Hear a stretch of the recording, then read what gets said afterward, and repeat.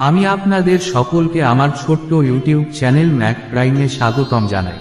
আপনার সুস্থ ও সুন্দর জীবন কামনা করছি।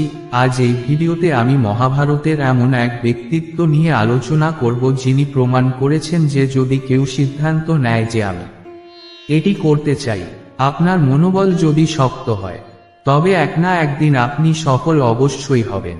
আপনি যদি দৃঢ় প্রতিজ্ঞ হন, কেউ যতই করুক না কেন, যত বাধাই আসুক না কেন, আপনি জীবনে সফল অবশ্যই হবেন। যদি কেউ দৃঢ় উদ্দেশ্য নিয়ে নিবেদিত আবেগ নিয়ে কোনো কাজ করে, তাহলে পৃথিবীতে এমন কোনো শক্তি নেই যা আপনাকে থামাতে পারে। পুরো মহাবিশ্বকে আপনার সাথে যেতে হবে। আমার প্রিয় বন্ধুরা, আজ এই ভিডিওতে আলোচনা করব একলব্য কিভাবে আঙুল ছাড়াই নিজেকে এক মহান ধনুর্বিদ হিসাবে প্রমাণ করেছিলেন।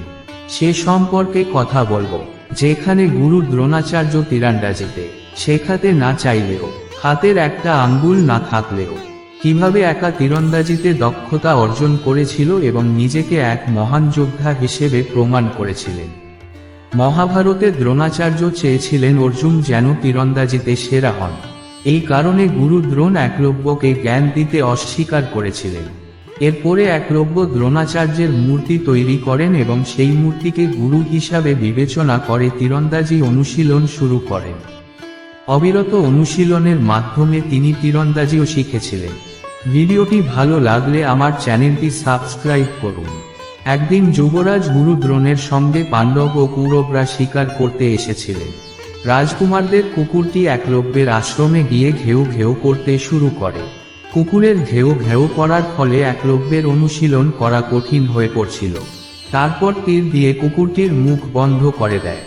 একলব্য এত দক্ষতার সঙ্গে তীর ছোড়ে যে তীরের আঘাতে কুকুরটির কোনো ক্ষতি হয়নি। গুরু দ্রোণ যখন কুকুরটিকে দেখেন, তখন তিনি তীরন্দাজির এই দক্ষতা দেখে বিস্মিত হন। তারপর তীর শুটারকে খুঁজতে খুঁজতে তারা একলব্যে পৌঁছন। গুরু দ্রোণ অনুভব করেছিলেন যে একলব্য অর্জুনের চেয়ে শ্রেষ্ঠ হতে পারে, কিন্তু গুরু দ্রোণ তা চাইতেন না।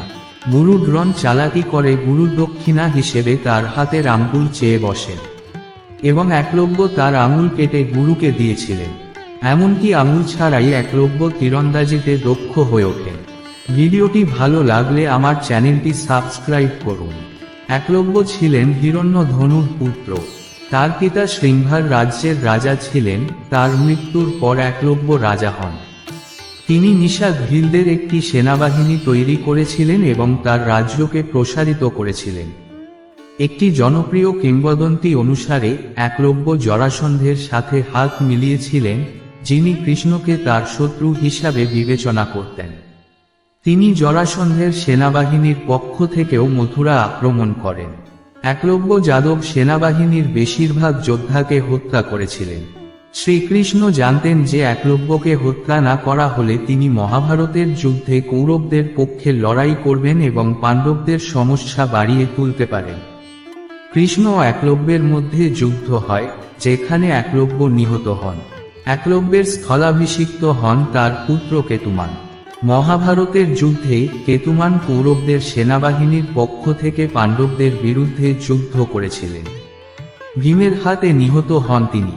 আমার প্রিয় বন্ধুরা, আজকের ভিডিওটি এখানেই শেষ করছি। কালকে আবারও আপনাদের প্রেরণা দেওয়ার মতো এক নতুন ভিডিও নিয়ে উপস্থিত হব।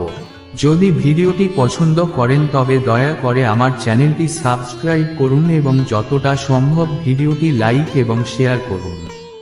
শেষ পর্যন্ত আমি আপনাকে অনুরোধ করছি যে হয়তো আমি এই ভিডিওটি তৈরি করতে অনেক ভুল করেছি।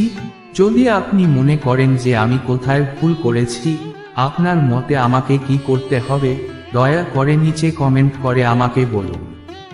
আপনার একটা কমেন্ট আমার জন্য আশীর্বাদ হিসাবে আমি মাথা পেতে নেব।